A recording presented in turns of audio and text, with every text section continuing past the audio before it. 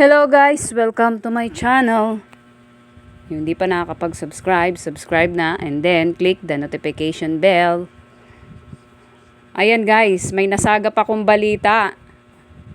Alam nyo na ba yon? Tingin ko alam nyo yon guys. Basta tungkol kay Diwata. Talagang alam na alam nyo. May isang vlogger daw na umorder ng pares sa parisan ni Diwata.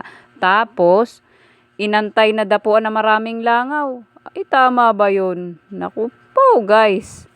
Anong purpose niya? For the content? O, diba? Tindi talaga ng vlogger na yun.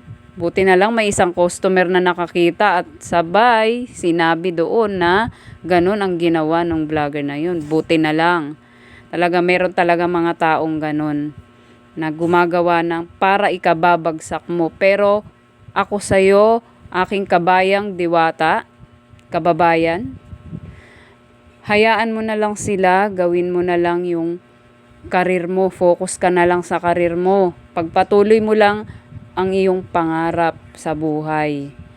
Andiyan ka na sa rurok ng tagumpay at ipagpatuloy mo ang iyong pagiging mabuti sa kapwa at manalig sa Diyos.